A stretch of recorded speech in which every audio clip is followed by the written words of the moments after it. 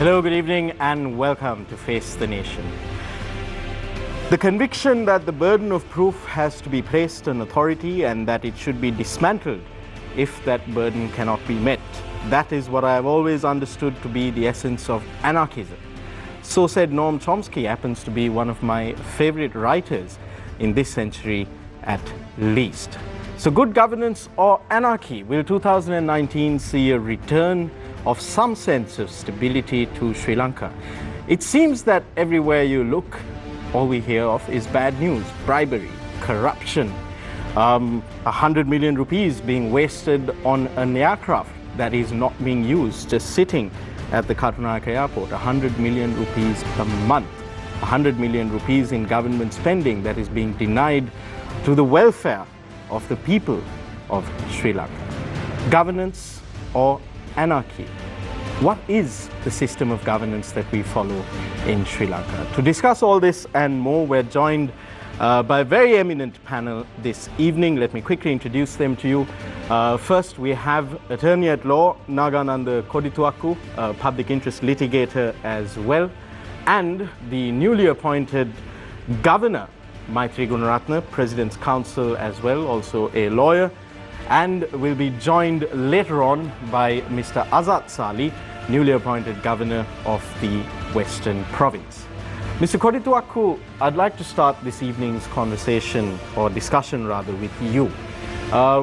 You are going to be joined by another governor. You have a governor seated, provincial governor seated to your left right now.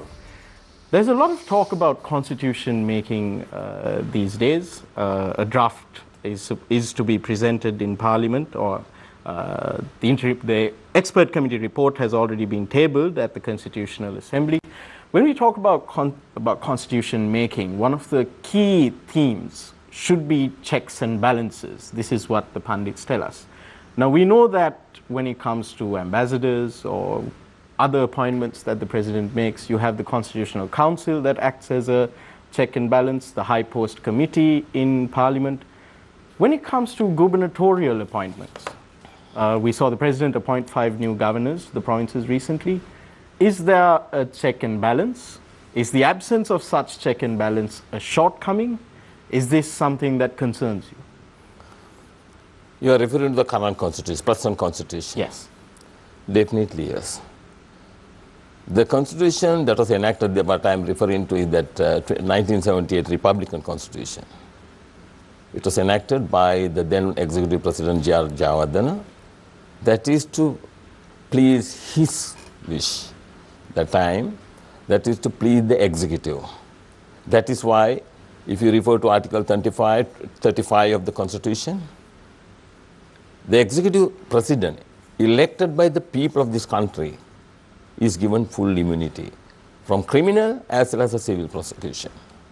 And he is given overwhelming power over the other 2 organs. It cannot happen in a democracy. We call Sri Lanka is a representative democracy, and in the Constitution, in the preamble to the Constitution, it's very clearly identified. In the Republic of Sri Lanka, sovereignty is in the people, which include the legislative power, the executive power, and the judicial power. Unfortunately, Mr. Kodituaku, my specific question was on checks and balances relating to gubernatorial appointments, the appointments of the governors of provinces, following the 13th Amendment and the 19th Amendment. Yes. For example, when an ambassador is appointed, that appointment, in theory at least, has to be confirmed by the High Post Committee in Parliament. When the President makes appointments to the independent commissions or to the apex courts, those nominees, rather, have to be confirmed by the Constitutional Council. I'm not aware if there is such a confirmation process or approval process in the case of the appointment of governors. No. There is. We have. Is that a shortcoming? Yes, exactly. It is. Because we have only a body that is to oversee the appointment of judges to the Supreme Court, the Court of Appeal, and the other high-profile officers like Attorney General, Auditor General, and so forth, so on and so forth. What I want to emphasize here, even there, it was taken out by the then, through the 18th Amendment to the Constitution by President Rajapaksa. And he wanted to have a firm grip on all these appointments. And then this government, they promised the nation, the Rajapaksa, this Wickremesinghe administration, they promised the nation and even the international community they will bring back the Constitutional Council to make sure all these appointments will be made by, and they will reintroduce the Constitutional Council, and the Constitutional Council will make recommendations regarding these appointments.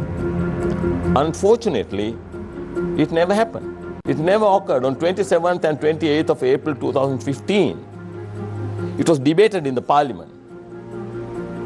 And this Constitutional Council consists of 10 members. Until such time, the Parliament agreed, particularly the opposition, agreed to appoint 7 out of 10 members from the Parliament. They did not approve it. In other words, in Sri Lanka, the Parliament hold a key, very firm grip over the appointment of judges to the Supreme Court and the Court of Appeal and the other key high-profile officers. Mr. Korithuakku, I look forward to discussing this with you further in the coming rounds. But before I move on to Mr. Gunaratne, a very quick question to you. Now, the 1978 Republican Constitution, 19 amendments later, proposed 20th amendment, now a proposed new constitution, it appears that our system of governance, to many, appears to be still very deeply flawed. Is the need of the hour, given that, or in spite of that, is the need of the hour a new constitution?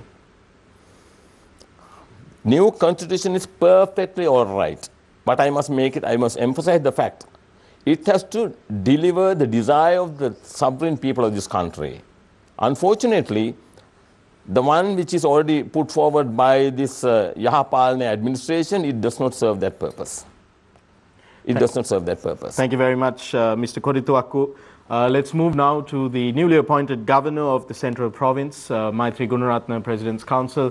Mr. Gunaratne, first of all, congratulations on your appointment. Now, I asked Mr. Korithuakku at the beginning of the show whether he was concerned that in terms of the appointment to the governors of the provinces, that there was an absence of a confirmation process by the legislature or by the Constitutional Council. Do you see this, being now governor of the Central Province, do you see this as an area of concern, that this is a check and balance that is missing? It's certainly an area of concern. And I would say that it would have been better if it went through a process. But the Constitution very clearly gives the power of appointment to the President. And therefore he has taken that power and he has appointed the 9 governors to the 9 provinces. I mean, I think... the President is well within his rights right now. What I'm asking is, do you feel that this is something that needs to be changed going forward? Yeah. There is no, if you are talking of good governance, if you are talking of transparency, I see no harm in changing it and putting it through that vetting process. Because fortunately, the 9 governors appointed by His Excellency the President, I feel, are above the normal persons who have carried out that held that office. But it is better, because if there is someone else who comes and appoints a bunch of absolute unsuitable people for that position, for it to go through that process, I think it's good to have it in place. Mr. Gunaratne, I'll ask the same question that I also asked Mr. Korithuakku. 19 amendments later to the 1978 Republican Constitution, our system of governance in Sri Lanka appears to be many, or at least to many pundits opine, that our system of governance is still very deeply flawed. 1, do you agree that it is deeply flawed? And 2, thereby do you feel that the need of the hour is a new constitution? Well, first I'll answer the second question first. I don't think we need to go in for a new constitution. What we need to do is, if at all, amend the present constitution and iron out the areas which are not all that clear, so that we can continue with this constitution. Because Nadeem, what is happening is, now with the campaign for a new constitution, there are various ideas which have been brought which seem to be affecting the sovereignty, the independence, foremost place for Buddhism and all that in the country. So even in fact, when I went to meet the Honorable Mahanayakas of the Malvat and the Askiriya chapter, their concern was that we object to this new constitution being brought for the simple reason there hasn't been much debate. They are saying that they are going to spring this up on the 4th of February, and here is the new constitution. But is that true though, Mr. Gunaratnam? No, there are a series of public consultations. No, there wasn't. The subcommittees. No. There was a task force that was appointed. The task force, all that is one-sided. There was no deliberations. There was no consultation, and there was no demand or no request for a new constitution. The people who are trying to bring the new constitution, I feel, is trying to satisfy some outside desire. And now, who is bringing the new constitution? Who is supporting it? Right. Mr. Gunarathan, you spoke about lack of clarity, how there are areas that need to be changed, but I'm going to focus on just this one issue where there is definitely clarity. The 19th Amendment to the Constitution gave the Commission to investigate allegations of bribery or corruption the power to commence investigations of its own motion without having to wait for a complaint. I'm not sure what the current status is, but last year, a year after the 19th Amendment was passed, when an RTI application was filed with the Bribery Commission asking them how many times they had exercised this power. This was in the aftermath of the alleged bond scam and various other corruption scandals that were being exposed in the media. In that aftermath, the response to that question in the RTI application was zero. So even when constitutional changes are made to empower law enforcement agencies, etc., it appears that there is a mindset of lethargy, of we're not going to enforce it. So does it really matter? No, it matters. Now, for instance, in fairness, I mean, I've been very critical of the Bribery Commission as it stands now. But I must say, there was an article in the papers after I held the position of the chairman of Lanka Coal and I exposed that complete fraud. There was an article in the papers where the whistleblower has been penalized, right? So on that article, this present Bribery Commission Director General had commenced an investigation on that article, on perusal of that article. Because how I knew it is, I went and lodged a complaint, and it coincided that they had called me. In fact, I asked him what was the reason you called me, and they said was that this article had come in the papers, and the Director General had said investigate this. So that had happened. But having said that, now this complaint was made 2 years ago, that the coal purchases to Sri Lanka was have indictments been filed? No, not even indictments. Leave alone the indictment. I don't think they have even still recorded the statement of the people whom I have accused of the fraud, and that is none other than the present Secretary to the Ministry of Power and Energy and other secretaries to other ministries who sat on those tender boards, and the Supreme Court, in its judgment, they dismissed the case for the petitioner. They dismissed the case for the petitioner, but they, having dismissed it, they went into it further and said, the conduct of public officials shocks the conscience of court. Thank you very much, Mr. Gunarathan. Mr. Kodiduaku, before I open the floor to our journalists for their questions, a quick question to you. Now, as is evident from what Mr. Gunarathan said, of course, it's unfair to single out just the Bribery Commission. If you look at our law enforcement apparatus as a whole, it appears to many in the public that in spite of legislative reforms that were intended to strengthen law enforcement, that law enforcement really is still an issue to much of the public in Sri Lanka. I mean, we see some measures being taken on minor cases where police officers have been sentenced to 8 years imprisonment for taking bribes. But on really the issues that are in the public mindset, there appears to be no movement. Is this something that can be fixed through legislation alone? Where should the drive come from? Is it a political will? Should it be from the law officers of the law themselves? Where should that drive come from? Very good question that you raised. I absolutely endorse what Mr. Gunaratne said. What has happened, what went wrong in this country is the total failure of the rule of law. The commissioners of the Bribery Commission, 3 commissioners and the Director General of Bribery Commission, they are paid by public funds. But I must say, they are utter time wasters. And the other person is the Attorney General in this country, another utter failure. Mr. Koditwak, I'll just inform you that you have to take responsibility. I absolutely take the full responsibility. These people have been appointed to these public officers. If you refer to the Constitution and the decided case laws, the role of the Attorney General in the Republic of Sri Lanka is not to defend the corrupt people in the executive and the legislature. The role of the Attorney General in this country, because in this country the sovereignty is in the people.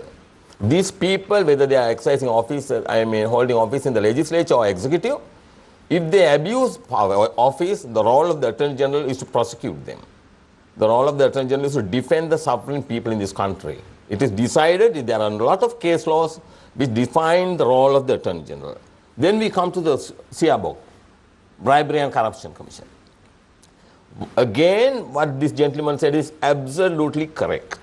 Now you can see, the citizens believe in this country, they can make a complaint to the Bribery and Corruption Commission under that particular law, and the Corruption Commission will take appropriate action. Is there any instance, can you mention, a single MP, or a cabinet minister, or any other high-profile officer? Obviously, I'm not what I want to emphasize. Following case law with the same level of enthusiasm that you are, but to my knowledge. The reason... Mr. Koditwak, I'd just like to take a minute to welcome the newly appointed governor of the Western Province, Mr. Azad Sali, to the show. Thank you, Mr. Sali. Just on time. We're just about to open the floor for questions. But before that, I'll ask the same question that I posed to Mr. Gunaratne and to Mr. Koditwak earlier. We were talking about the need for a constitution and the apparent absence of rule of law in the country.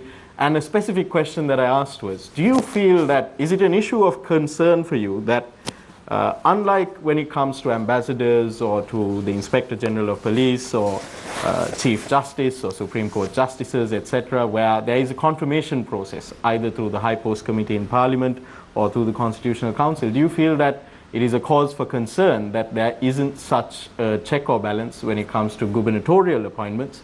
And is that something that you would like to see changed in the future?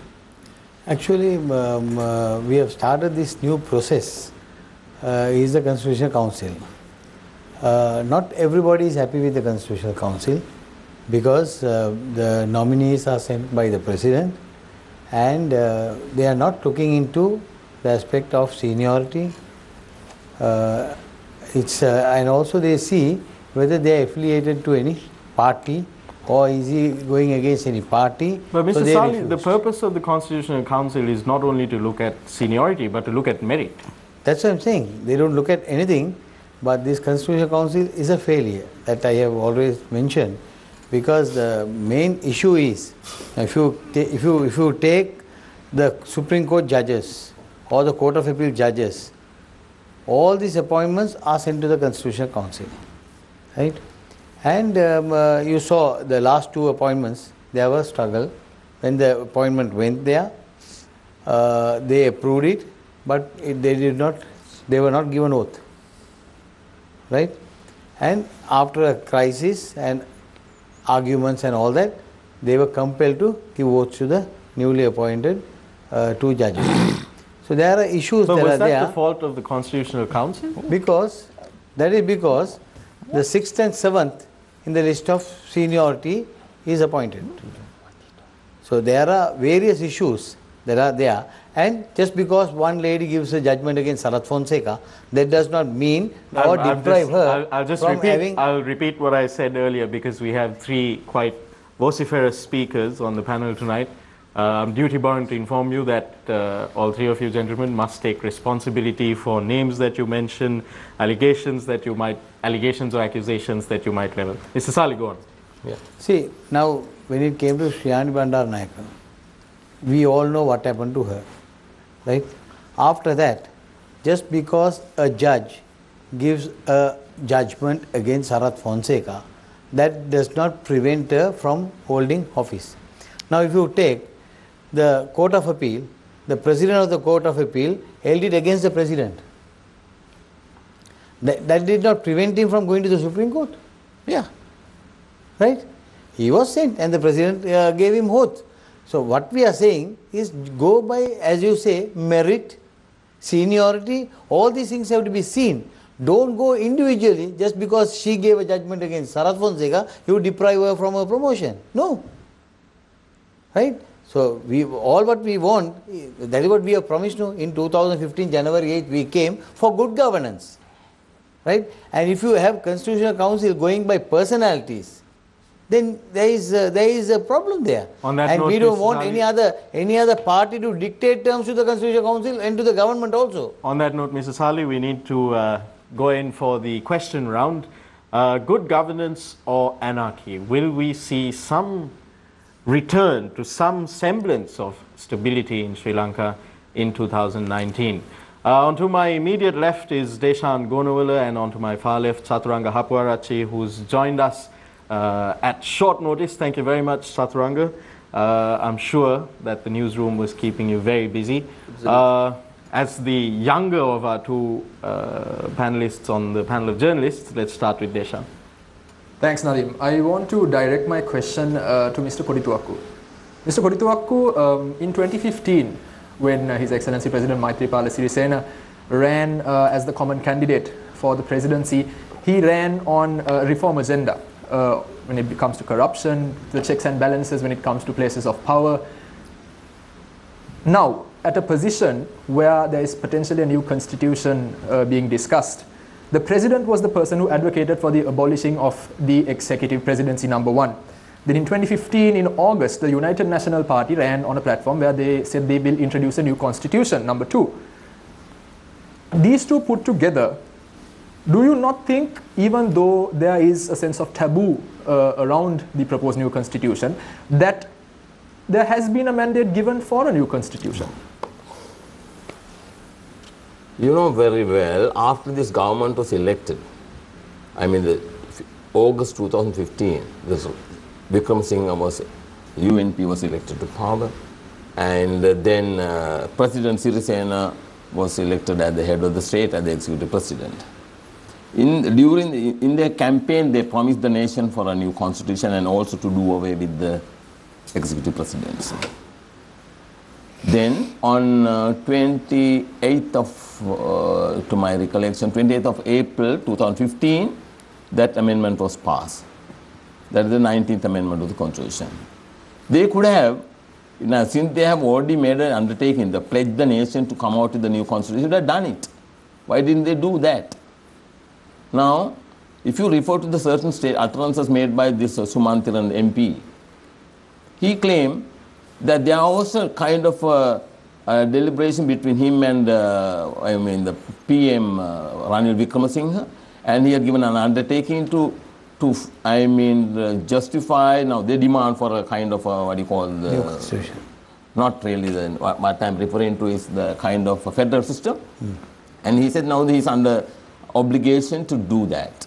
You know, this particular individual, I mean the Sumantiran, who challenged this devolution of dissolution of parliament, and also the other thing they did not challenge, and the prorogation of parliament, which was challenged by me, it is still pending, and so many people challenge it, I must tell you, not just Sumantiran, even I challenge. But we challenge it for a reason. That is to defend the rule of law. We have nothing to do with politics, whether we did not defend Rajapaksa or Wickramasinghe. But what went wrong in this country, all political parties, very sad to say this, they have their private agenda. They have no such interest to protect this nation and to take this country forward. That is the saddest thing. But I wanted to emphasize here, now this gentleman said one thing, which I absolutely disagree about the Constitutional Council. These people promised to bring back the Constitutional Council, which was done away with this by former man, Rajapaksa.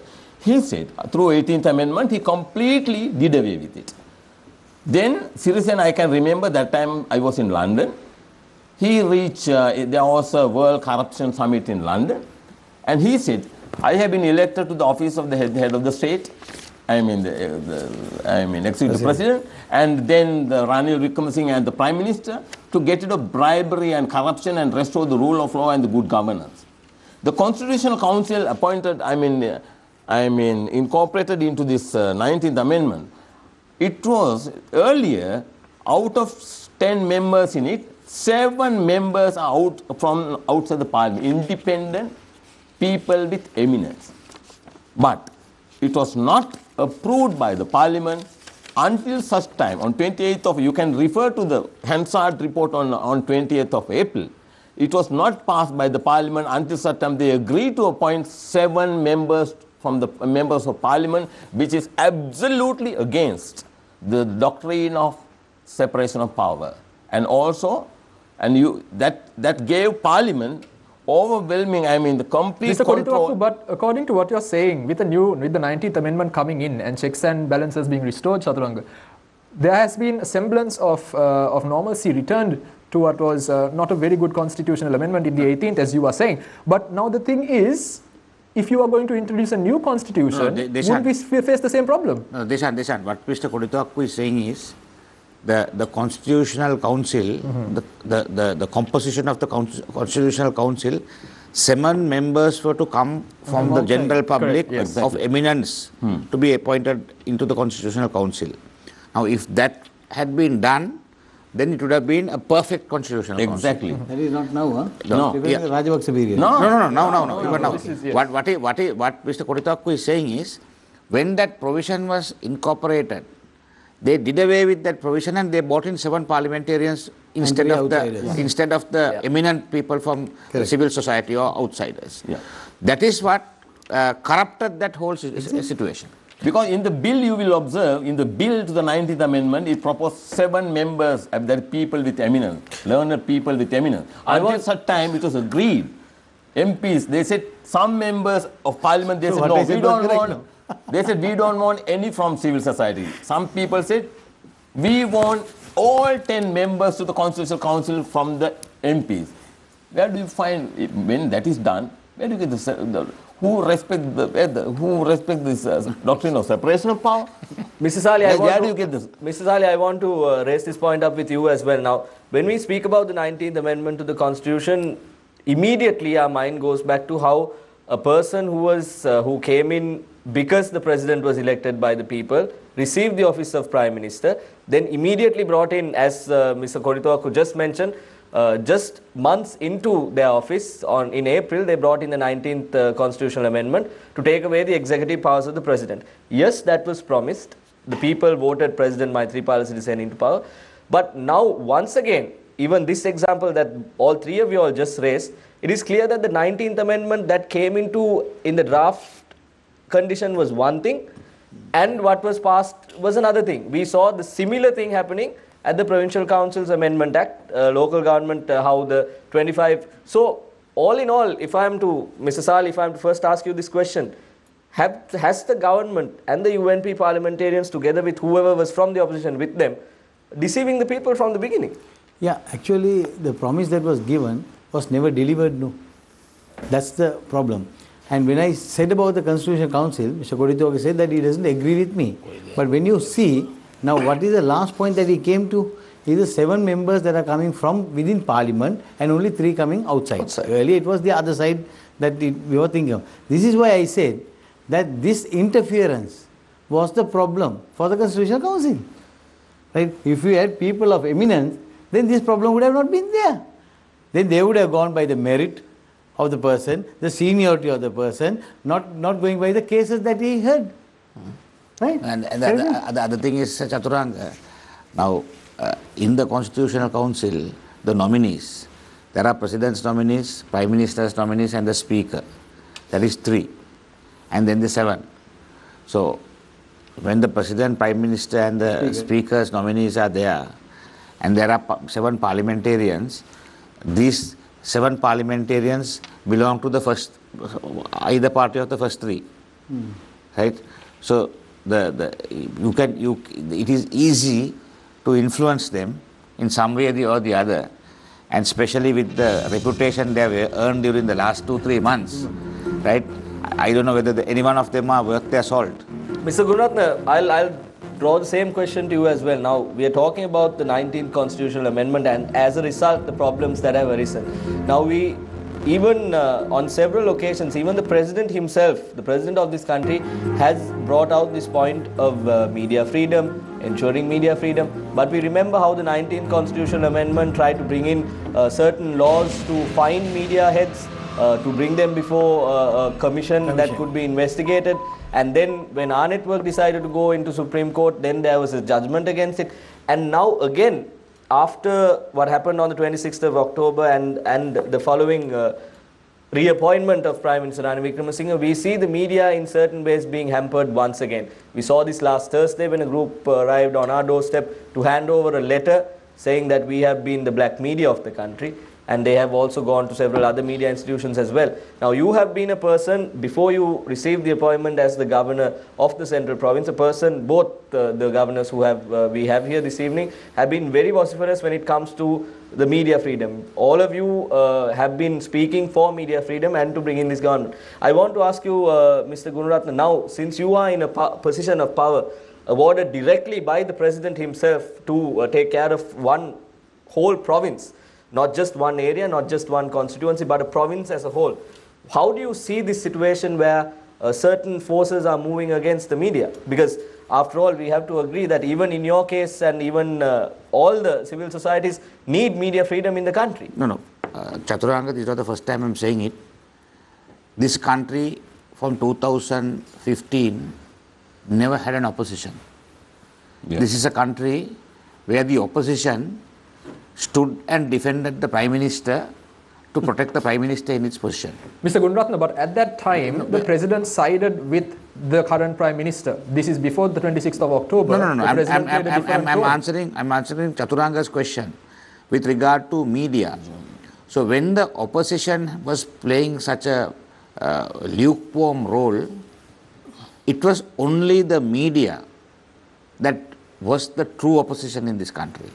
So therefore, if someone wearing black is coming and demonstrating against the media institutions who have stood for democracy and for fair play, then of course those guys need to be asked, where were they when all these injustices were taking place?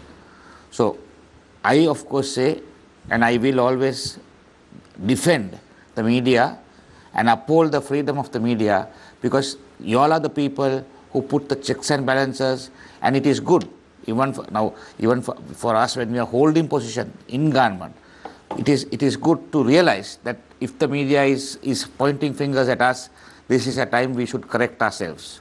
So I don't put the blame on the media. Maybe some are having various agendas, that is not our concern, but when you take the totality of it, it has always stood for the right thing in the country, and they have paid heavy prices, including the death of a person like Mr. Lasantha Wickrematunge, who is our very good friend, right?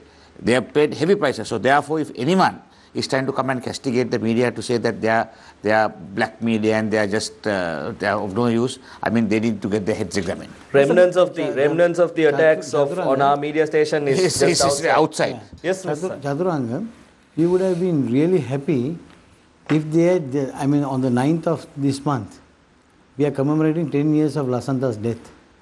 We would have been happy if these people would have come and demonstrated against the government for not taking action against the perpetrators. Precisely. Right? If they would have come and told, where is Lasanta's killers? Where is Tajuddin killers? Where are the fellows who attack Sirasa? Where are the people who attack Siyata? All these things would have come. And where are the so-called NGO people who came before your station and Maubima and other stations? What were they demanding? Black media. More than that, they should have asked, where is the provincial council election? Right? Even now they are not asking. What happened to the central bank? What happened to the central bank money?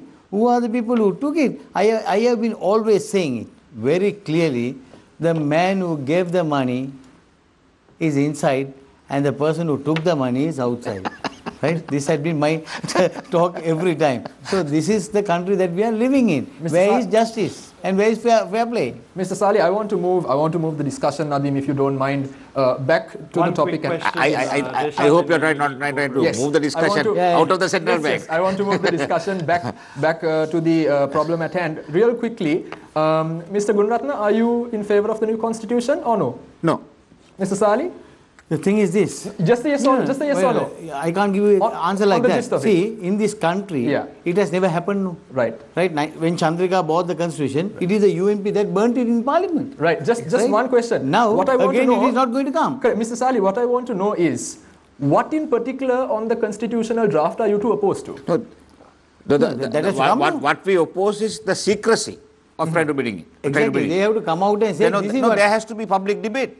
Even the Mahanayakas don't know what is in the new constitution. We saw Mahavesh Senadiraja. Can you bring in a constitution? Right? We saw Mahavesh Senadiraja making a statement yesterday. What is he saying?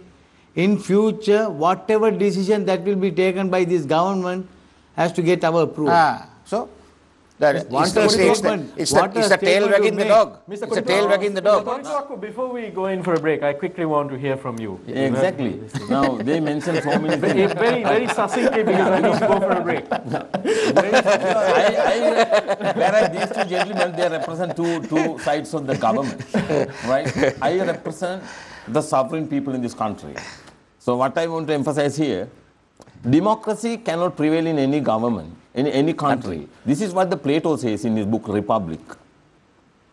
Unless a spiritual leader is born, you will not see democracy, representative democracy in the world. We don't have any such people in this country. All are absolutely corrupt. What about Mr. Naganand? Right? That's what I said, I will come forward. That's what I said, I will come forward to save this nation. On that, I have no one, I must tell you, no one, I can assure you. I can assure you, the rule of law will stand in this country, and it will be very, very strictly, there will be very strict discipline, and the parliamentarians will not behave in this manner anymore. And in addition to, and I must emphasize the fact, now in this country, like in Japan and China, there will be a death penalty for robbing the nation. That kind of a change is required in this country. And I wanted to add more.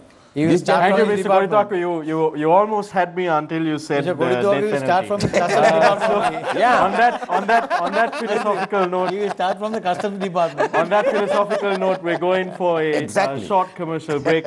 When we come back, we'll talk about the state of good governance in the country, the state of corruption and of bribery. Is there a way out? Where are we moving?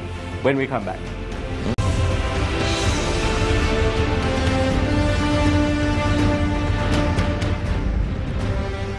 Welcome back to the program. We're discussing systems of governance. Governance or anarchy, which will prevail in Sri Lanka in 2019. As starting off the next round, I actually have a question from one of our regular viewers for you. I'll pose this question to Mr. Korithaku. It's a question relating to both gentlemen on either side of you. What is the legality in appointing leaders of political parties as governors? There is nothing to bar. I mean, it's because the head of the state in this country, the executive president, it is his choice. So there is nothing to bar, I mean, against appointment of this, making this appointment. However, the executive president in this country, we should not forget the fact, under Article 4B of the Constitution, the executive president is elected by the people of this country. Therefore, he is the head of the state, that is the head of the executive. So he has special powers. However, I absolutely agree that that is not the right thing to do. I believe Why that is it not the right thing to do? I mean, there should not be, because he is given Article 35 gets him, I mean, immunity from any form of prosecution against him. That has been amended. That has been amended. They are amended or now? They are now amended. Now only when there is a violation of fundamental rights, he can be challenged. That is how a dissolution of parliament was challenged in the Supreme Court, and the Supreme Court held he violated the people's right to equal protection before law. This is the first time it happened in this country. And the major concerns of these people in this country is the lack of democracy. Forget about the government. Think of the political parties. Take, for example, the United National Party. I want to, because now when this gentleman talk, I wanted to emphasize this, make it a point, this particular issue. When Ranil Wickremesinghe was appointed to as the head of the party, that time I believe the John Major he was the Prime Minister of Britain. Then came William Hague. When he lost, then appointed William Hague. They immediately resigned. Thereafter then came, who came? Ian Duncan Smith. Then thereafter, Michael Howard. He also lost. He also resigned. Then came the last man, David Cameron. He also lost this. He wanted to unite with the Europe mainland. He lost it and he resigned. Then now Theresa May. This man, he is like a. When you say this man is Maitri. No, not. I am referring to Ranil Wickremesinghe. He is like a, what do you call, Kudella? What do you call? Leech. Again, Mr. Koritwar, any names that you mentioned, you have to take responsibility. No, I take absolute responsibility. What I say, you guys, ticks and fleas, very difficult to remove. This man he loves this country so much, despite the fact he lost so many elections, he cling on to the leadership. I checked. I managed to get the party's constitution from the election commission, the Mahinda Jayasapriya. I found not a single party. There is no democracy there inside. Intra-party democracy. Not a single party. Even in the JVP, there is no democracy in the leadership election process. It has to be something like in Britain, where the party leader is elected by the party general membership at the party convocation. Whereas here, party leader is elected by the executive committee, which is absolutely wrong. This is the problem in this country. Otherwise, this man would have been out more than 20 years ago. Let's talk about it. Now, what you're saying is actually quite correct. For example, even when it comes to presidential candidates in the United States, it needs to be, it goes through a system of primaries, and the members of each of the parties select who the presidential candidate is going to be, the general membership, or rather through the primary system. In our country, where we say that we are the Democratic Socialist Republic of Sri Lanka, and we expect political parties that are undemocratic to govern us democratically. How can we make political parties more democratic? How can the public, as the sovereign, compel political parties to be democratic? Is this just wishful thinking? And in the absence of accomplishing that, can we accomplish democracy on a grander scale in the country? Very pertinent question that you raise. That has to be incorporated in the constitution itself. And the election commission should have absolute power. But that should be. Unfortunately, the practical reality is we're asking the people, the political parties that are undemocratic, to introduce an amendment, to introduce constitutional provisions that will make them more democratic. That requires them to have the will to be democratic. Do you see the will to be democratic amongst any of our political parties? No. Political parties, they know, they have, there's a thing called block vote. They know they are like blind people. They don't care whatever the wrong committed by the party leadership. They are not least bothered. For example, Mahinda Rajapaksa robbed about 93 millions of these tsunami funds. This block vote, they don't bother about it at all. Again, Mr. Koritwar, yes, I take full responsibility. And again, the bond scam. Ranil Wickremesinghe is the main man behind it. He is the one who brought in that person who, this Arjun Mahendran from Singaporean. He is a Singaporean, not even a citizen of Sri Lanka. He can't take a constitutional oath under the fourth schedule. Still this man was appointed.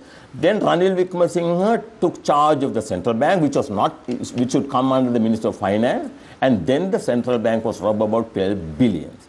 In this country, the major issue is the absolute, nobody respect the rule of law. If there had been rule of law, as this gentleman said, the Attorney General and the Corruption Commission, they should have charged these people. They failed to do that.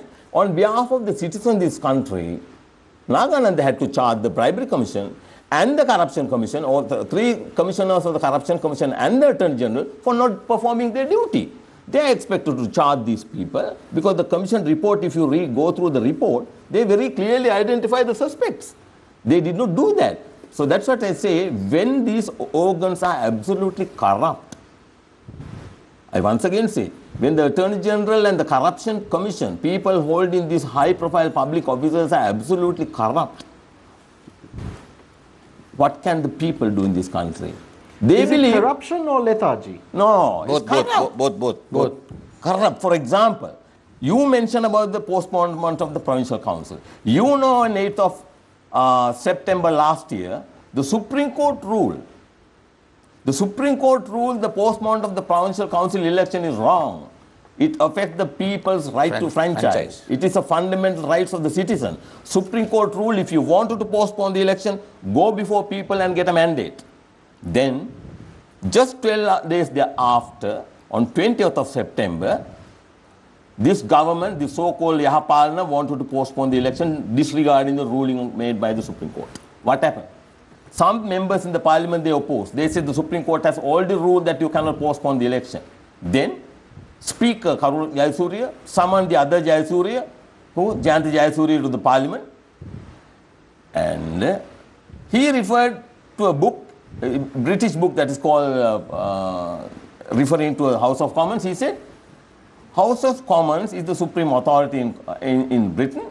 Therefore, there is nothing prevent from Parliament going ahead with this, whatever the proposal, and postpone the election. He completely deceived the whole nation and the Supreme Court, and for that particular individual is now charged before the Supreme Court for corruption.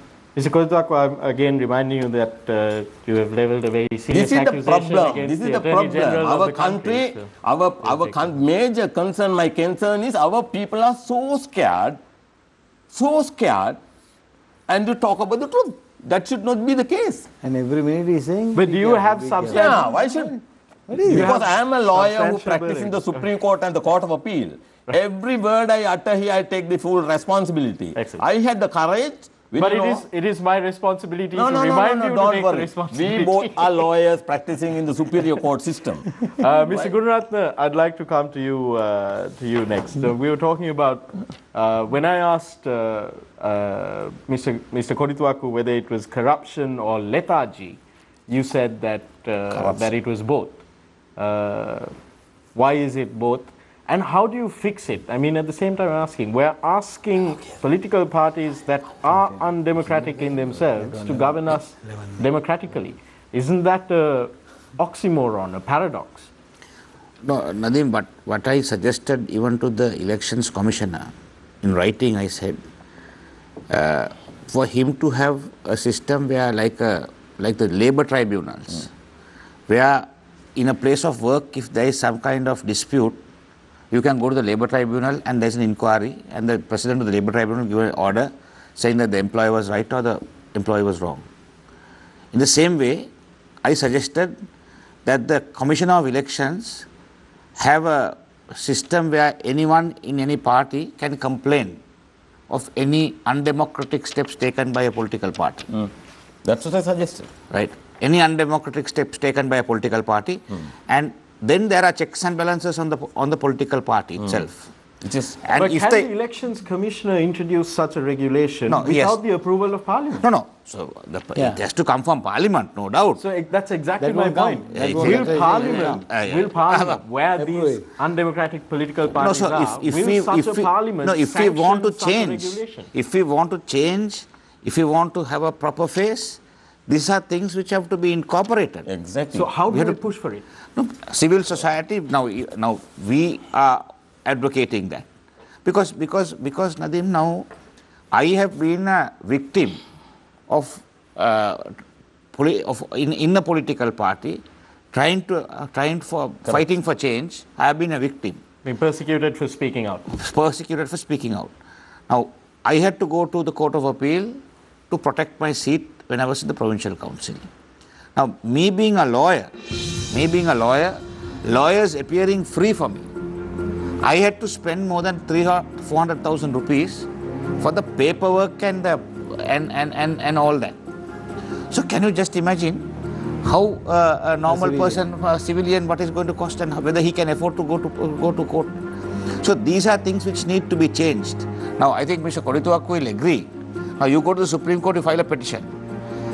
You file an affidavit with the petition. Now I can't understand why they can't have a small clause in the petition, say the above facts have been read by me and I confirm the thing, because it's then one document. It's just adding paper and the cost for the litigant is soaring every time. So therefore people are now not coming to court because it is costing, even the paperwork costs so much. So we must think of even the judicial system. It has to be made easier. In the good old days, there was a system where if a judge reads any kind of injustice perpetrated by a magistrate, he can call for the record by revision. Even now that provision is there in our law. He can call for the record and rectify that. Now that does not happen. That is where lethargy has set in. That is where I feel that the kind of reforms and the kind of sort of changes that you're calling for can only be accomplished if there is an informed voting public.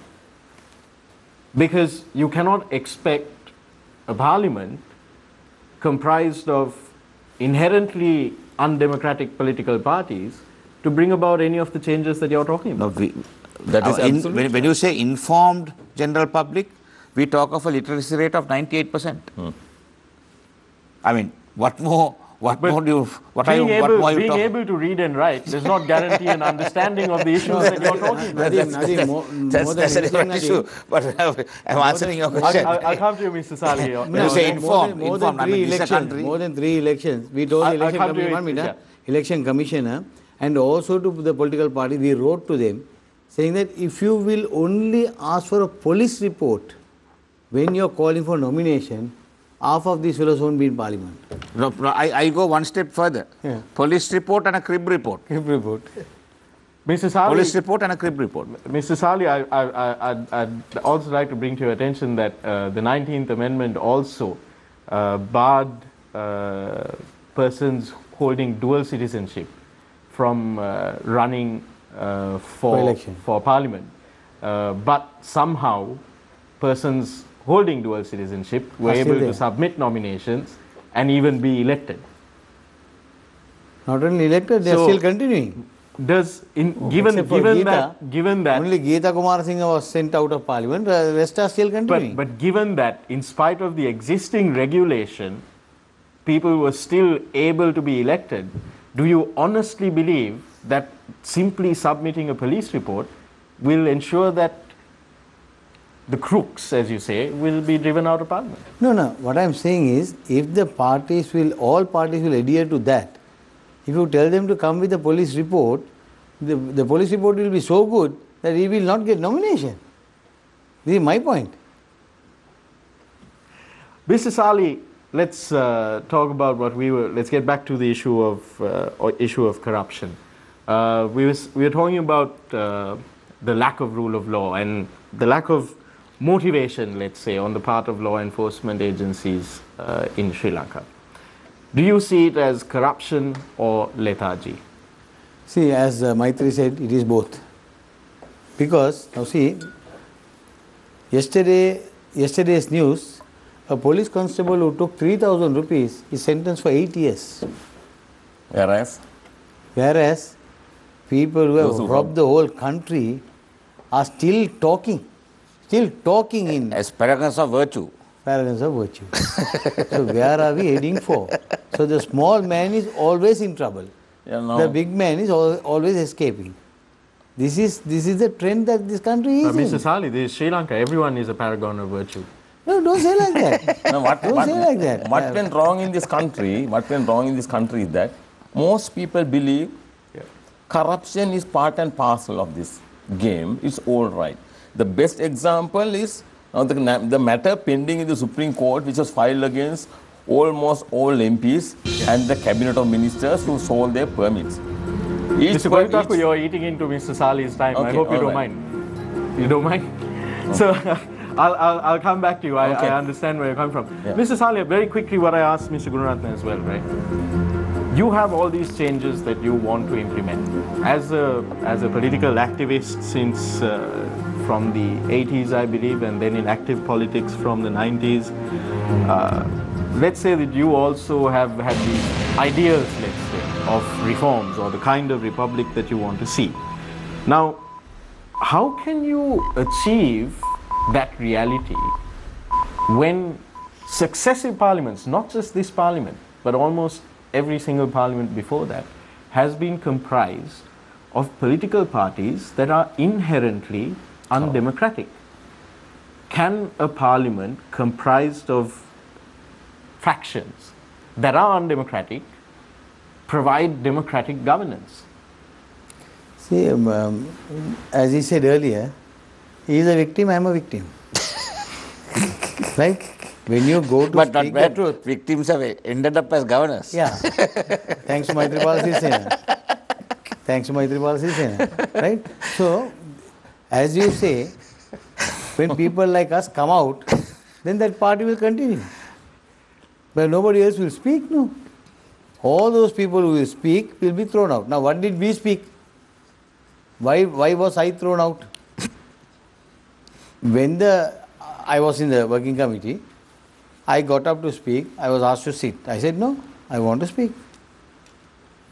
Before the working committee started, I was taken to a room and told, you must shut your mouth and wait. Who told this to me? He is none other than Gamini Jayavikram Perera. I went into the working committee. I stood up and said, this party has a history. When it comes to elections, the leader leads. The leader is a candidate. Now, you as our party leader, you must contest this election. We have never exported or imported anybody. Yeah. Right? That was a fair request. Thank you very much. So, I'd like to... At that point, they said no. Why did they say no?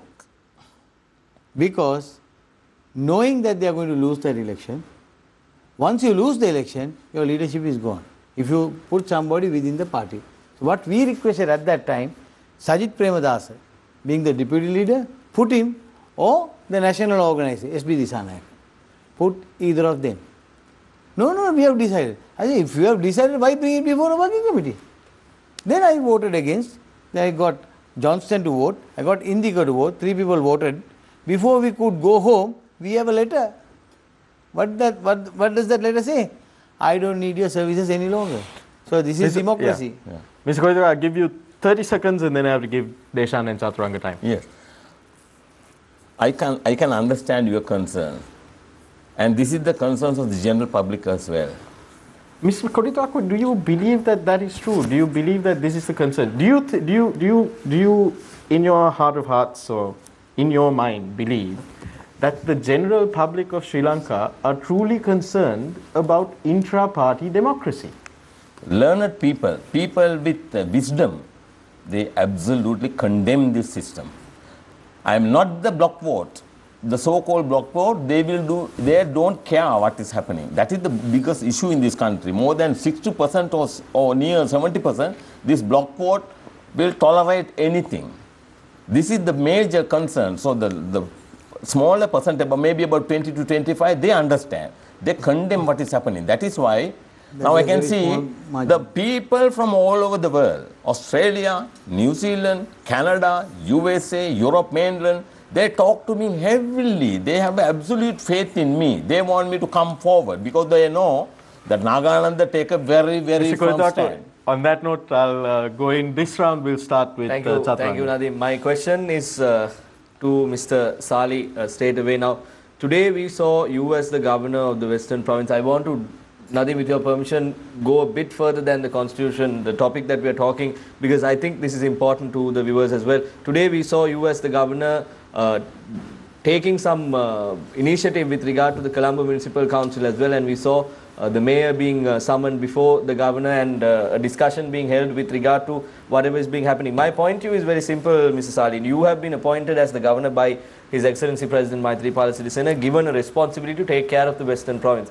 Now, for the past 1.5 to 2 years, we have seen various issues coming up at the Colombo Municipal Council. We saw an incident where money was allocated to restore repair the house of the mayor. We saw how money was spent for food budgets, food allocations for events that are held at the Municipal Council. This, though you are the governor of the whole Western Province, pinnacle attention is drawn towards the Municipal Council in Colombo. What assurance can you give to the public who are watching us right now about the Municipal Council? Actually, when you said that I have summoned the mayor, no, because I am the governor, she paid a courtesy call on me for the first time. And she, of course, took up a few issues that are already there. And we were able to arrive at some solution. And I think we have a lot of work to do, not only Colombo, we have the Devila Municipal Council, Moral Tour, we have Gampa, then we have the Kalutara, Nigambu. So there are a lot of issues coming up. And all these years the problem had been is no direct direction. Everybody was going a while, right? So I think we have to put all these people together and give them the leadership and tell them what we want, what the people of this country want. That's the most important thing. Now if you take the issues that I have taken up today with the defense, we had a meeting with the defense, the IGP, all these people. The most important is discipline on the road, right? If you want to go somewhere, you have to take at least 1.5 hours to go inside Colombo. So that is the number one issue. You see haphazard parking all over. You see three-wheelers going on all the lanes. You see the buses plying on all the sides. So we want to confine them. Now, though we have a bus lane, buses don't go on that. So we want it for all 24 hours, this bus lane must be used. And the other lanes which must be kept open for other traffic. Like that, lot of decision. A mobile court. We are planning of a mobile court in various junctions where violations are taking place, then and there, fine them. Right? Unauthorized constructions. You have markets done, you have supermarkets there, but you see the vendors on the pavement. Pavement is meant for the pedestrian, road is meant for traffic. So we have told the police, it is your duty, do this up. So I have given them all targets. Within 1 week this has to be done, within 2 weeks. So we have also discussed. We are bringing in a governor's charter. We have a governor's charter where we are going to discuss whatever we implement here. We are going to discuss and make a master plan so that this could go into other provinces also. Mr. Gururatna, let me ask you a follow-up question. You can also answer to that as well. Now, Mr. Gururatna, when it comes to the central province, you have made a decision to grant leave for schools for the Thai Pongal festival as well. Now, we see in terms of, even when the government as a whole came in power, we saw a lot of good things being discussed. Mr. Sali is discussing a lot of good things that the people of Colombo might actually be appreciative of, if I may say that. Now, when it comes to you, what if I say, since two governors are here, what if I say that this is only talk and nothing will come into action? Will you be able to give, both of you all, be able to give us an assurance, at least a certain amount, a percentage of what you all are promising will be actually done? These are not going to be election promises. We are not Yapalna governors. No, we are people who are going to implement things. Now, we have done that before. Right? Give us 3 months and then call us for this program and then we will talk. That's an assurance. That's an assurance. Yeah. We would love to actually have that program. We'll set it up right then and here. My question to you, Mr. Gururatna, is from a slightly different angle than what we were discussing here. Now, we have seen Mr. Kodituaku speaking about issues that are in the country. We have seen Mr. Sali speaking about issues in the country very vociferously on almost all of the media institutions, him alone as well. We have seen you also speaking about this incidents, bond scam, be it the corruption, all sorts of things. Now, as you pointed out a little while ago, two people who have been victims is the word that you used, have been awarded governorships. What is to say that you will not now, what is to say that you will stop, you will continue to point out the allegations, the corruption of the government? What if you now stop? Was this a what do I say it, a little gift that was given to you to shut you up? If we were to stop, you would have not come for this program. Number one. You would have never seen governor sitting in press conferences. Has any governor come and sat on a program like this where you are grilling with all Kuglis and Dusras? We have come and will continue to come. And we would call upon you all, if we are at wrong, please put it to our notice, we'll correct ourselves. We will, and we hope that at that point you will not call us the black media. No, we will not. We will not. We will never. We will correct ourselves. We are, I mean, as human beings, we are subject to make mistakes. If we do, please call us and tell us. We will correct it. Chaturanga, with your permission, I want to bring the discussion, Nadim, back to the main topic, which is corruption. Now, the last year, especially the last quarter of last year, I'm sure both of you are aware, and you too, Mr. Nagananda, you've been very vocal about the changes that took place. Saw a change in political power for a short period of time. Now, coming on an anti-corruption platform, changing what was a very strong government at the time, the president was unreserved in terms of labeling Mahinda Rajapaksa and his incumbent government at the time as terribly corrupt. He came in with Ranil Wickremesinghe. We saw bond scam 1, then bond scam 2. A number of other issues came up as well. Then on the 26th of October, the president reappointed Mahinda Rajapaksa as the prime minister, a man he labelled as corrupt. And during this period, he came out and said that Ranil Wickremesinghe is corrupt and that he will never appoint Ranil Wickremesinghe as long as he lives. And then, in mid-December, if I'm not mistaken, Chaturanga, the president reappointed Ranil Wickremesinghe. Now, my question to you is, as an average citizen, is it wrong for the people of this country to think that this is just a facade, that everyone is in on it together and this whole idea of corruption being eradicated is a mere joke? I mean, you can't blame people. What you said is absolutely right. People have lost confidence in the system. There is no democracy in this country. Democracy means that they respect the will of the people. According to the supreme law of this country, the people enjoy the legislative power, executive power, and the judicial power, which is being abused to the maximum in this country. And there is no rule of law in this country. What you said is absolutely right. The 26th of October, is it? Yeah. What happened? What happened is a coup. There's no second word. It's a coup. He should be jailed for that. And when I attended a program in another channel, I mentioned when the 7 judges are appointed, it will be a full bench judgment. And some people, I think you can recollect, Rajapaksa was delivering lectures. He said that what happened was perfectly okay. He was interpreting particular Article 71 and 23 and whatever. He said that everything is okay and nothing wrong. But whereas what happened is throughout that process is absolutely wrong. It's illegal. Prorogation of parliament, and if you report that particular judgment, particularly the judgment given by Justice Sisir Diabru, and the prorogation and the dissolution of parliament, absolutely illegal. What happened in this country? People have lost confidence in this system of governance.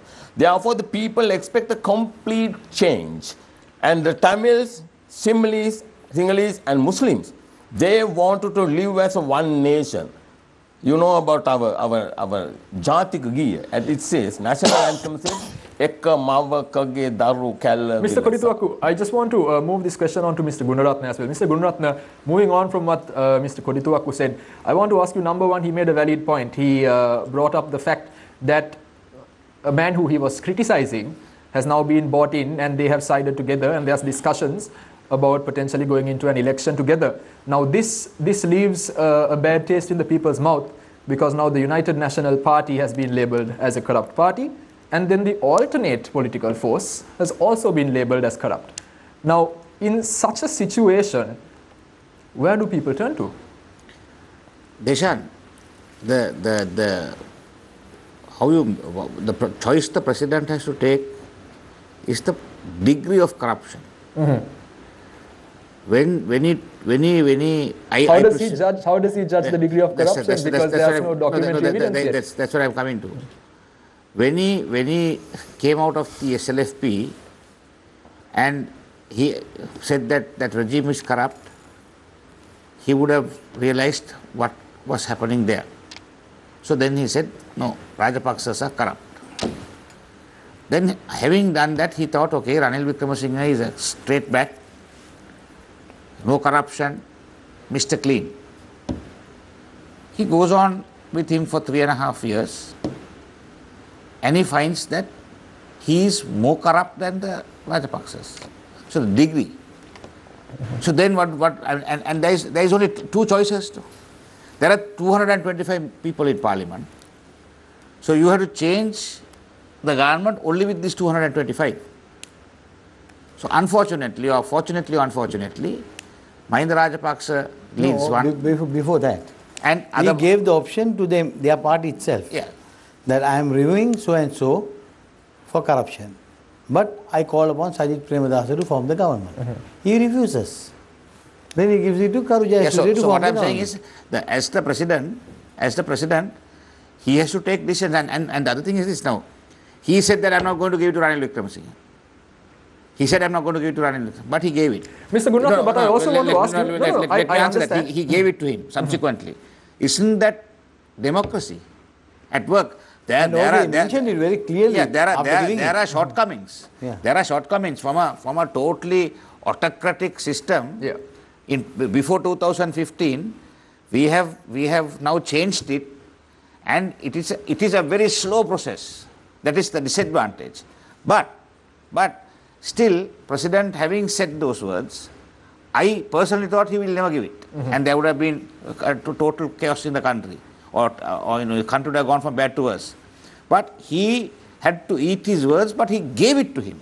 So that is what you have to say. That is what we have to say. That is the democracy being slowly restored. Mr. Gurunath, but again, I want to keep this within topic. I want to ask you now. Mr. Nadim Majid here, moderator, is also a consultant for Transparency International Sri Lanka. And something we consistently do on this show is that we try to keep our public representatives accountable. Now, Transparency International Sri Lanka, under the Right to Information Act, got the permission to have, if I'm not mistaken, Nadim, the asset declarations of the President and the Prime Minister, permissions. The RTI Commission ruled in its order, found that under the existing asset declaration law, the President is not required, or the office of the President rather, is not required to submit an asset declaration.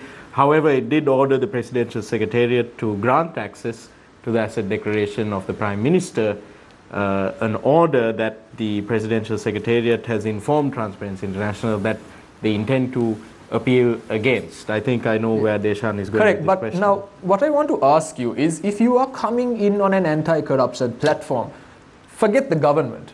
As an individual, we've already seen that MPs are a bit reluctant. We've had MPs come on this show, promise to put their asset declarations up front in Parliament, but refuse, but not do it. Why is the office of the President not releasing the asset declaration of the Prime Minister? Declaring your assets is one of the best way to show that you are ready to be held accountable. No, if the assets have not been declared, they can file action against you. It's simple. The President's office. If any member of Parliament, if a member of Parliament cannot bring and this. Not only that. First he becomes a member of Parliament, then only becomes the Prime Minister. Mr. Gururatna, he's talking about public access, because under existing asset declaration law, you can for yourself, I think you have to pay 700 rupees, and you can get a copy of an MP's asset declaration. But there is a secrecy provision. You cannot share that information with anyone else. If you do, you face a fine and a prison term. The purpose of getting this information through RTI was to make asset declarations of public representatives public information that can be shared and scrutinized by the public freely. The RTI Commission has held that it should be so, but the Presidential Secretariat is now blocking that information from becoming public. That's wrong. Why would they do that? Especially given the accusations that have been made at the moment. Why would the Presidential Secretariat having bought the RTI and opened it up to the general public, if they are now trying to buy a letter trying to prevent it, I mean, they are killing the whole spirit of the RTI Act. Exactly. That, I mean, if someone has done it, I think it's totally against good governance, and it's against Yapalana, and it's against a just process. Mr. Gunaratna, I want to ask you another question as well. Now, we know we are talking about corruption here. I want to draw this question to Mr. Kodithoku as well. As Mr. Kodithoku is an integral part of this question. Bond Commission was appointed. The Sri Lankan Commission is now going on. The President has appointed various committees, commissions, even the FTA for Singapore, Sri Lanka FTA as well. But what happens thereafter remains a problem. Now, when it came to the Presidential Commission bond report, there were rumors that the bond report went somewhere else before it going to the President. Matters like this.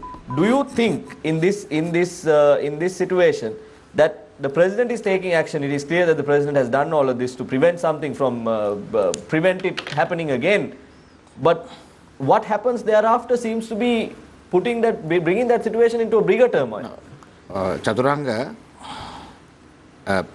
after the bond report, there was an amendment which was brought into the Bribery and Corruption Act to use the evidence collected in the bond commission for the purpose of prosecuting a bribery charge. Now the bill has gone to Parliament. The amendment of the Bribery and Commission Act has gone to Parliament. It is lying with the Speaker. Still, nothing has happened. Why is it?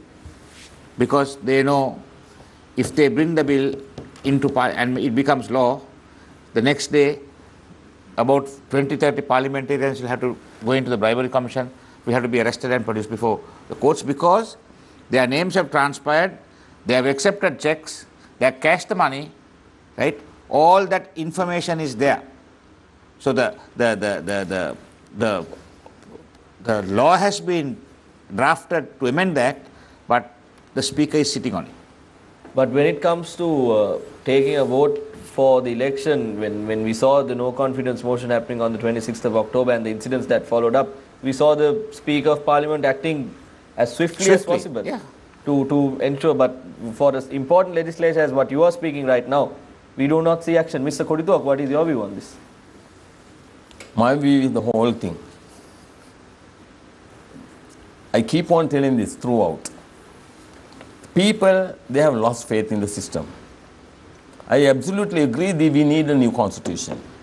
If they propose to reduce the members of Parliament to 125, number of ministers to 15, and completely do away with the executive power and also the executive office of the President, and do away with the provincial council system, and what the nation, what this country, the three communities, Sinhalese, Tamils and Muslims, what they are asking is not separation. What they are asking is, I know, a lot of people from England, Canada, they come and see me, the Tamils, they say, we want a system. Mr. Kodithoku, we have a problem at the first thing that you said, decrease the number of parliamentarians. The draft that has been, the expert committee report that has been produced says that the number will go up to 233 and a second chamber will be created. No. So in addition to this 225 being corrupt, what I say, you know, local council election, you know, the number doubled almost. Yes. That has to go down to normal.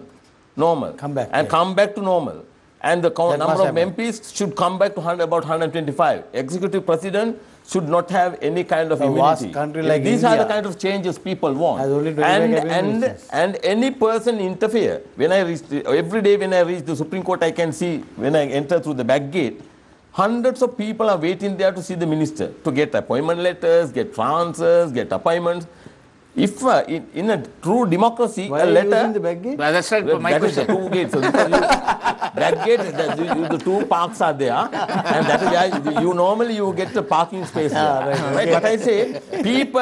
I was wondering why a person like Mr. Nagananda is going through the back gate. Right? But I say, when you enter through the main gate, always no parking. So when you enter the other gate, sometimes you get parking. That's what I want to emphasize. Now, parliamentarians or the ministers, if they issue a letter, that should be good enough to remove him from office. That is how it works in the true democracy. Letter is good enough. Even a phone call, for example, if a phone call is... Let's take for an example, you yourself is a very senior lawyer in our country. Let's say you were holding an office, before you went overseas, you were holding a very senior office in a government I was head of the revenue task force. If a person who has not passed A-levels or O-levels, who has come through to the parliament and is issuing a letter to remove you, how would you feel? No, Now, they can't do that. Firstly, they can't do that. When I was head of the revenue task force, there was an order from the executive president that time, the Chandrika Bandaranaike. She ordered, there was a case against Arjuna, Aravinda and 2 other leading people, and there is 2 companies. There was a request made by the president, the order, not to proceed with them, one of the leading fraud, one of the very important case. I simply declined. I rejected it overwhelmingly, and I did my part as a law enforcement officer. Unfortunately, today you don't have such people in this public service. It's very sad. That is why Lalit Weeratunga went behind bars for 3 years for just carrying out illegal orders issued by the executive president. Adding to what Mr. Kodithuakku says, if there is an officer in a government department who works straight, who is against corruption, that person won't last there for 6 months. Exactly. Yeah. Same thing happened to you. You were taken out. Let me. Yes. No, not only. I'm not talking about myself. There are so many customs officials who have been extremely honest working for the customs. People think that customs, all officials are corrupt, but I don't agree. No. There are hell of a lot of officials in the customs department who are extremely honest, who are knowledgeable, right? Moment they try to exercise their rights and enforce the law, they are transferred out. They are not only transferred out, sometimes the cases are fabricated and put against them, and they are put out. The best example, let me say this, best example is Mrs. Charles now, PSM Charles, the Director General of Customs now. She took action to send 7 people compulsory leave after maybe about 20 years. And she had the courage to inform the Court of Appeal in this, you may have heard about this BMW case. Chulananda was the former Director General. He was involved in a major fraud. He's an absolute rogue. And she had the courage. No, I take full responsibility. Me too. I take responsibility. Now, this is, we are born with this character, okay? Right. Now, this lady had the courage to inform the Court of Appeal. She will reject the findings and she will go for a fresh inquiry.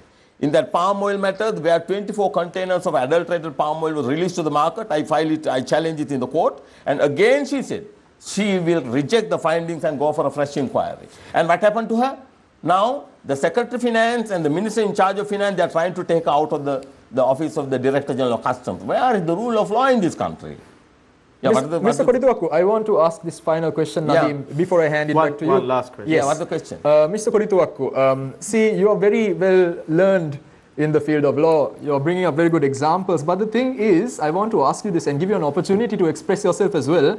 You see a lot of Facebook heroes nowadays. Yeah. A lot of people who express opinions. A lot of people who express opinions, a lot of people who take selfie videos, criticize. And the thing is, you tend to come up with very good bases. Yeah. You take these cases to court. You're very vocal about your position, and you are very strongly opinionated, and you constantly instill in the people on how independent you are. Yeah. Now, the thing is, I'm sure a lot of people would want to know, if you are to seriously be considered as an alternative, apart from the UPFA, SLPP, or from the UNP, you are one person. A system of governance requires thousands. How are you alone going to represent a change? Because we saw this happen in 2015. We've seen this happen so many other places in the world where one person comes in, he says, you know what, change is going to happen. How are the people sure that you will not fall into that same bracket? Very good question. From 2009 onwards, I returned to Sri Lanka in 2001 from Britain. I had a discussion with that time President Rajapaksa. He wanted me to return to customs. I mentioned 2 names to him. I mentioned about the Lee Kuan Yew and Mahathir Mohamad. I said, if you allow me to perform the office in the customs service, you should not interfere with the customs administration in any manner. Do you think in this country the politician can do that? Mr. Kodithuakku, what I'm asking you is... What I'm asking you is, what's the plan for the future? It's very nice and easy to criticize. What is your plan for administration for the future? Let me complete. So I returned. From 2009 onwards, up to now, How many cases that I have dealt with in the Supreme Court and the Court of Appeal? How many, even this, I will give you a few examples. Are you able to potentially put together a list to contest the parliamentary election? Exactly. I will definitely contest the presidential election. So you're asking his manifesto as the presidential candidate? Whether he has the resources. The resources. Now, I have set up. And government administration is a massive Yeah, project. it is. What we need in this country is a one very straightforward, honest and stupendously honest character, and who will not tolerate wrongdoing in any manner, who will uphold the rule of law to the maximum. What happens now, since the very same question was raised by very many people all over the world, now Sri Nagananda is a part of a body now. We have set up a body called the People's, Jatika Janata Pakshe, Jatika, that is Srinath Party, and the Jatika Janata Vyapare, and we have about 20 odd organizations, and one of them, my organization is called Vinivida, and we are part of it. We intend to challenge and come forward for the next presidential election. At one point, on your right is the Jatika Samagi Peramuna, on your left is the Eksat Jatika Nidahas Peramuna. Yeah. There are a lot of Peramunas and Sandanes. And Mr. Kodituaku, if the new constitution but comes over 70 years, it's been green, blue, we are green going to with a shade of blue, blue with a shade of red. Now it has become multicolors. Nadeem, it has now become multicolors because all the parties are today trying to contest with alliance only. Mr. Salih, the core has not changed. It's been green or blue with shades of other colors. You know what happened in France? What I'm asking is, where do you go from? How are you going to change that? You know what happened in France. You know what happened in Pakistan. The country needs right now with someone who will not tolerate any form of wrongdoing. Now we have pledged the nation.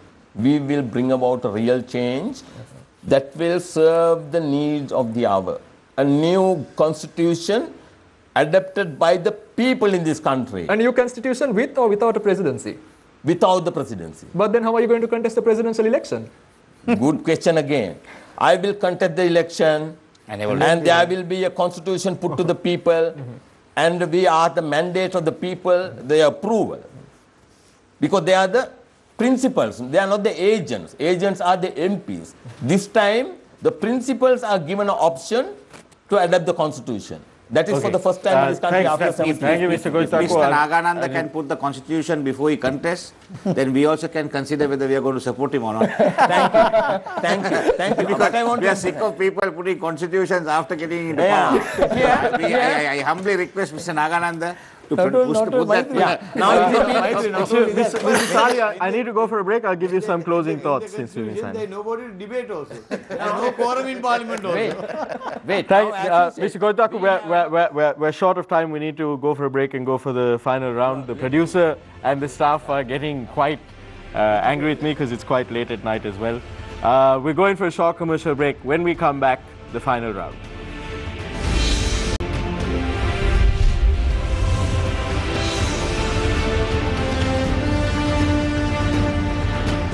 Welcome back to Face the Nation. Our main topic of discussion was quite broad, actually. It was about governance or anarchy. What are the ills befalling the system of governance in Sri Lanka? What are the flaws? How do we get out of this? We discussed corruption at length. One of the key points that was highlighted throughout the discussion was the need for intra-party democracy. Two of our panelists were speaking of how they themselves have been victimized by the lack of intra-party democracy in our political parties in Sri Lanka. One of our panelists was talking about what he plans to do as the way forward. So, one final question to each of you gentlemen. We'll start, of course, with Mr. Azad Salih, Governor of the Western Province. Right now, for 2019, there is talk of a new constitution. The budget has been delayed due to the political instability following the October 26th, but we're expecting a budget soon. What should be the governance priorities in 2019? 2019, our priority is education. Because what we are planning to do is we see a lot of mushroom international schools coming up every nook and corner. That is because, again, as he said, people have no confidence in the system. Though people are applying for 5 schools, they never get the opportunity to put their child there. So all the wealth they have or a 3-wheel they have is pawned and money is paid to the international school, and the child does not get proper education there because no proper educated teacher is there to teach, unless there are some good schools that are there international, but the mushroom schools that I am talking of. The country's constitution provides that every child will be given a school, but today that is not happening. So we have thought, now the first thing that I am doing is to fill all the vacancies in the schools. Right? All teachers. Now 210 appointments are ready. This month itself, I will be giving those appointments. And second is to see the shortcomings that are in the school. We are opening up a new website to show every school one by one with their shortages. Do you feel one quick question to wrap up, Mrs. Ali. Do you feel that in the 2019 budget, the government will allocate the resources necessary for education? See, that has been there. Now last year, I think for the first time, they increased the education budget by a big amount. So I hope that will be there. That is the central government. But ours is not that. We will be generating our funds. And more than that, we are hoping to get more funds from other organizations, other agencies to develop our schools. That we will be doing. What are these other organizations and other agencies? See, there are a lot of embassies that are there. There are a lot of NGOs that are there. There are a lot of education institutions abroad who wants to help Sri Lanka. We will get all those resources. And more than that, our business community is very generous. They also feel that they should do something. They, in the name of their father, in the name of their mother, they do a lot of buildings now, which we have done in most of the schools. So that will continue in a big way. That is my plan. Mrs. Ali, that's an entirely new area of discussion. I'll probably discuss that with you at some point in the future. I hope that you'll be able to do this without compromising the quality of education. Mr. Gunaratna, I'd like to come to you next. 2019. What are the governance priorities for the country, for Sri Lanka? Are you talking for the country or the province? From the lens of your province and from the lens of the country as well. Yeah. In a broader sense. Yeah, basically, Nadeem, in the province, especially in Kandy, there is a huge problem with regard to garbage and the disposal of garbage, which has to be tackled. I think even Asad will agree. In Colombo, the same problem is there. Then traffic is a huge problem even in Kandy. Pollution is a huge problem in Kandy, which all has to be tackled. And then I feel discipline at school level, which we are trying to introduce, because I would say 90% of the central provinces schools come under the governor. We will be able to sort that problem. And the traffic issue in Kandy, which is causing to go 3 kilometers, it takes sometimes about 45 minutes to 1 hour, which is totally unacceptable. And it is a touristic city. I'm trying to turn it into a green city where it's going to be like a garden. So these are basically my intentions for the central province. And even the Indian Tamil workforce is getting a very bad deal. So we are trying to rectify that. And housing is a huge problem. We are trying to rectify that. And I feel, as the governor, we have immense powers. The Provincial Council Act gives us so much powers to do so much for the province. Not much has been done during the last 20-30 years. For the first time, I think a young set of governors have been appointed after about 30 years. Otherwise, all the governors who were appointed were people who are retired, heard from parliamentary politics and provincial politics, were appointed as governors. But if you take most of them, they are all of ages who can work for another 15 to 20 years. So I think I will be there for maybe 6 months or 1 year. 1 year, I will see whether I can. Mr. Gunaratna, that was going to be my quick follow-up question. You have a very long wish list of things you'd like to accomplish in the central province. Do you think this can be accomplished in 6 months to a year? Within 3 months, I'm trying to make rapid progress. If I cannot do it, there is no point. Thank you very much, Mr. Gunaratne. Wish you all the best with that, and I also hope the public will hold you to that. We want your support. And finally, Mr. Nagananda Kodituaku, governance priorities in 2019. What would you like to see happen? We've discussed the need to combat corruption, to take on corruption. The President, at the beginning of the year, made a statement that 2019 will be a year free from corruption. We've spoken about the need for intra-party democracy, all of this. There's a lot of reforms, restructuring maybe that is required. What should be the priorities in 2019 for the public, from the standpoint of an activist, of a public interest litigant? What should be the priority? As the head of the state of the Republic of Sri Lanka, Maithripala Sirisena has taken a right decision to appoint young people as governor. That has to be appreciated. And he went wrong in many cases, but here, of course, of course, when he do something right, we have to appreciate that. Okay. But the major concern of the general public in this country in the total failure of the administration and the government and the legislature, the executive, as well as the interference with the administration of justice in this country. If there had been an administration of justice, if there is no interference at all, by now, hundreds of parliamentarians would have been behind bars, who have been charged for corruption, and the matters are pending before the Supreme Court and the Court of Appeal, and some in the High Court, because of the direct interference from the executive and the legislature. For example, you know very well the Corruption Commission report. Now the Attorney General and the Corruption Commission was asked to charge these accused. They are listed and the names are already listed, and they failed. I asked Jayanta Jayasuriya and gave him only 7 days to charge them. And I said, unless you do that, I am going to charge you. And just before the 7th day, 6th day, he sent me a reply by courier. But it was not satisfactory at all. So I had to charge Jayanta Jayasuriya for corruption, because the people in this country expect to restore the rule of law in this country. Unfortunately, it is not there. I take a very firm stand on that. So therefore, what I say, people agree for a change. People want a change. Even a constitution is okay, but not another just to please a certain group of people won't do. People want, something tangible, which is not there. They have not yet served any of such thing.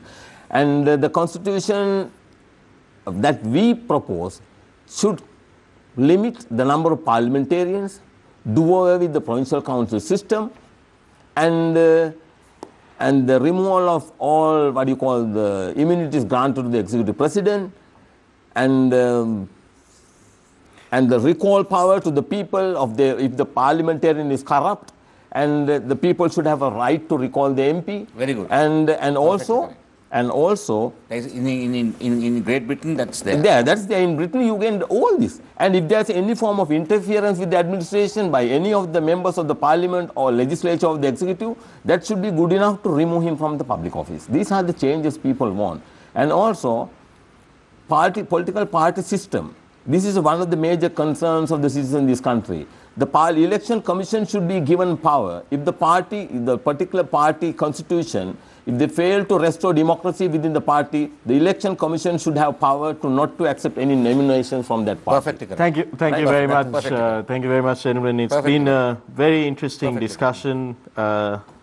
Somehow, again, we came back to the issue of the political parties. Thank you very much, Governor of the Western Province, Mr. Azad Salih. Thank you for taking time off to be here this evening. Thank you very much, Mr. Nagananda Kodituaku, Attorney at Law, Public Interest Litigant and Activist. I wish you all the best in your future endeavors. And thank you very much, Governor of the Central Province, Maitri Gunaratne, President's Council. Thank you. Again, wish all three of you all the best in your aspirations and your wish list. Thank you very much, Deshan, and thank you very much, Chaturanga, again for making the effort to be here for this discussion. I opened today's show with a quote from someone I termed one of my favorite writers of the modern era, Mr. Noam Chomsky.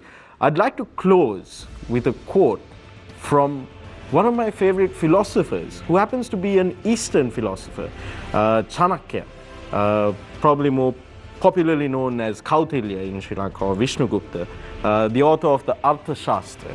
He said, just as it is impossible to know when a swimming fish is drinking water, so it is impossible to find out when a government servant is stealing money.